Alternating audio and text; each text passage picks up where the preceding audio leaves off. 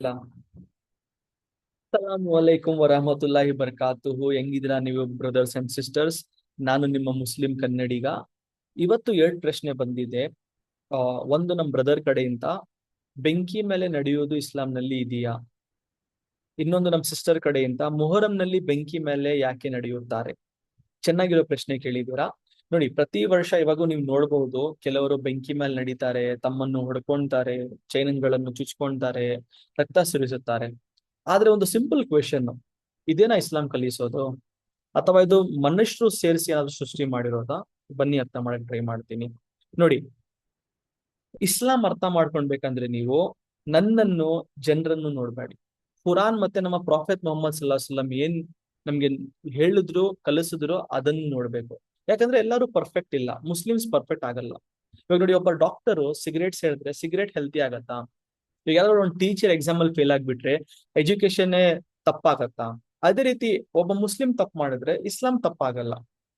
ಈಗ ಒಂದು ಏನ್ ಗೊತ್ತಾ ಕ್ವೆಶನ್, ಇಲ್ಲಿ ಒಂದು ಚಾಲೆಂಜ್ ಏನ್ ಗೊತ್ತಾ, ಎಲ್ಲೂ ಕುರಾನ್ ಮತ್ತೆ ನಮ್ಮ ಪ್ರಾಫೆಟ್ ಮುಹಮ್ಮದ್ ಸಲ್ಲಲ್ಲಾಹು ನಮ್ಗೆ ಎಲ್ಲೂ ಹೇಳಿಲ್ಲ ನೀವು ಹೊಡ್ಕೊಳ್ಳಿ, ನೀವು ಬಡ್ಕೊಳ್ಳಿ, ಇಲ್ಲ ಬೆಂಕಿ ಮೇಲೆ ವಾಕ್ ಮಾಡಿ ಅಂತ. ಯಾರಾದ್ರೂ ಒಬ್ರು ತೋರಿಸ್ಬಿಡ್ಲಿ, ಚಾನ್ಸೇ ಇಲ್ಲ. ಸಿಂಪಲ್ ಉತ್ತರ, ಅದೆಲ್ಲೂ ಇಲ್ಲ.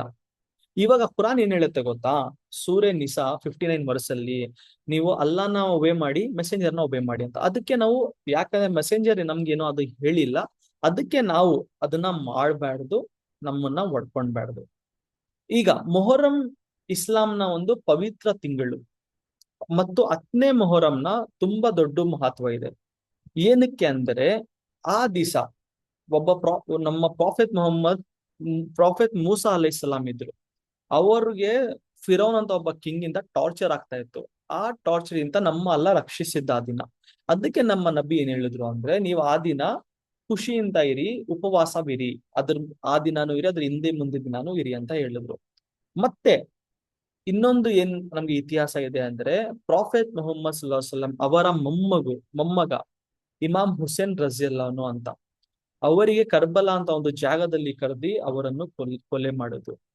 ಇದು ಯುದ್ಧಕ್ಕೆ ಕರೆದಿಲ್ಲ ಅವರು, ಮಾ ಮಾತನಾಡಕ್ಕೆ ಕೊಲ್ದಿ ಅವರೆಲ್ಲ ಕುಟುಂಬವನ್ನು ಕೊಲೆ ಮಾಡಿಕೊಟ್ರು. ಇದು ಬಹಳ ದುಃಖದ ಘಟನೆ ನಮ್ಗೆ. ಆದ್ರೆ ಒಂದು ಪ್ರಶ್ನೆ ಏನ್ ಬರುತ್ತೆ ಗೊತ್ತಾ ಇಲ್ಲಿ, ನಾವು ನಮ್ಮ ಪ್ರೊಫೆಟ್ ಮುಹಮ್ಮದ್ ಸಲ್ಲಾಹಂಗೆ ಇಮಾಮ್ ಹುಸೇನ್ ಗಿಂತ ಹೆಚ್ಚು ಪ್ರೀತಿಸ್ತೀವಿ ನಾವು. ಆದ್ರೆ ಯಾವಾಗ ನಮ್ಮ ಪ್ರಾಫೆಟ್ ಮುಹಮ್ಮದ್ ಸತ್ತೋಗ್ಬಿಟ್ರೋ, ಅವಾಗ ಯಾರಾದ್ರೂ ಅವ್ರ ಜೊತೆ ಇದ್ದವರು ಬೆಂಕಿ ಮೇಲೆ ನಡೆದ್ರ, ಇಲ್ಲ ತಮ್ಮನ್ನು ಹೊಡ್ಕೊಂಡ್ರ, ರಕ್ತ ಸುರಿಸುದ್ರ? ಇಲ್ಲ. 4 ಜನ ಅವ್ರ ಜೊತೆ ಇದ್ರು, ಮೇನ್ ಪರ್ಸನ್ಗಳು: ಅಬೂಬಕ್ಕರ್ ರಜಿಯಲ್ಲಾಹು ಅಂತ, ಉಮರ್ ರಜಿಯಲ್ಲಾಹು ಅಂತ, ಉಸ್ಮಾನ್ ರಜಿಯಲ್ಲಾಹು ಅಂತ, ಅವ್ರು ಅಲಿ ರಜಿಯಲ್ಲಾಹು. ಇವ್ರು ಅಲಿ ರಜಿಯಲ್ಲಾಹು ಹುಸೇನ್ ಇದಾರಲ್ವ ಅವರ ತಂದೆ. ಇವ್ರ 4 ಜನನು ಯಾರು ಈ ತರ ಮಾಡಿಲ್ಲ. ಇವ್ರ 4 ಜನ ಯಾವಾಗ ತೀರ್ದ್ರು, ಅವ್ರ ಫಾಲೋವರ್ಸ್ ಈ ತರ ಯಾರು ಮಾಡಿಲ್ಲ. ಆಗ ಒಂದ್ ಪ್ರಶ್ನೆ ಏನ್ ಮಾಡೋದು ಗೊತ್ತಾ, ಹುಸೇನ್ ರಜಿಯಲ್ಲಾಹುಗೆ ಯಾಕೆ ಮಾಡಬೇಕು ಅಂತ. ಹದೀಸ್ ಏನ್ ಹೇಳುತ್ತೆ ಗೊತ್ತಾ, ನಮ್ ಪ್ರಾಫೆಟ್ ಮೊಹಮ್ಮದ್ ಸಲ್ಲಲ್ಲಾಹು ಅಲೈಹಿ ವಸಲ್ಲಂ ಏನ್ ಹೇಳ್ತಾರೆ ಗೊತ್ತಾ, ಕೆನ್ನೆಗೆ ಹೊಡ್ಕೊಳ್ಳೋರು, ಬಟ್ಟೆ ಹರ್ತ್ಕೊಳ್ಳೋರು, ಈ ತರ ಎಲ್ಲ ಅಳೋರು ನಮ್ಮಲ್ಲಿ ಸೇರಿರೋದಲ್ಲ. ಗಮನಿಸಿ, ನಮಗೆ ನಬಿ ದುಃಖ ಮಾಡ್ಬೇಡಿ ಅಂತ ಹೇಳ್ತಾ ಇಲ್ಲ. ನಬಿನ, ಅವ್ರನ್ನ ಒಬ್ಬ ಮಗ ಇಬ್ರಾಹಿಂ ಅವರು ಸತ್ತಾಗ ನಂತರ ಅವರು ಕಣ್ಣೀರ್ ಹಾಕಿದ್ರು. ಆದರೆ ತಮ್ಮನ್ನು ಹೊಡ್ಕೊಳ್ಳೋದು, ದೇಹವನ್ನು ಗಾಯ ಮಾಡ್ಕೊಳ್ಳೋದು, ಇದು ಇಸ್ಲಾಂ ಕಲ್ಸಲ್ಲ. ಅಲ್ಲ ಏನ್ ಹೇಳ್ತಾರೆ ಗೊತ್ತಾ, ಸೂರ್ಯ ಬಹರ ಅಲ್ಲಿ 195 ನಿಮ್ಮ ಕೈಯಿಂದ ನಿಮ್ಮನ್ನು ನಾಶ ಮಾಡ್ಕೊಂಡ್ಬೇಡಿ. ಸೊ ಇಸ್ಲಾಂ ದೇಹ ಅಲ್ಲಾಹ್ವನ್ನ ವಾಪಸ್ ಕೊಡ್ಬೇಕು ನಾವು. ನಮ್ಮ ಅದಕ್ಕೆ ನಾವು ನಮ್ಮ ದೇಹವನ್ನು ಕಾಪಾಡ್ಕೊಳ್ಬೇಕು.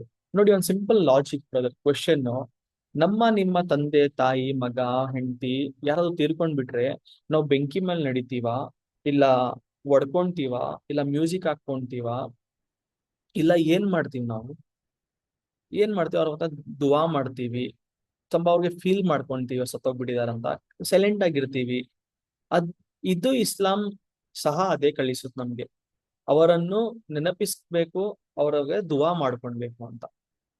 ಈಗ ಮೊಹರಂ ಬಂದಾಗ ಇಸ್ಲಾಂ ಏನ್ ಹೇಳುದು ಗೊತ್ತಾ, ನೀವು 10ನೇ ತಾರೀಕಿಗೆ ಉಪವಾಸ ಮಾಡಿ, ಅಲ್ಲಾಹನ ನೆನಪು ಮಾಡಿ, ದುವೆ ಮಾಡಿ, ಪ್ರಾರ್ಥನೆ ಮಾಡಿ, ಇಮಾಮ್ ಹುಸೇನ್ ಅವರನ್ನು ಗೌರವಿಸಿ, ಇತಿಹಾಸವನ್ನು ಇತಿಹಾಸ ಏನ್ ಮಾಡ್ದಂತ ಅದರಿಂದ ಪಾಠ ಕಲಿ.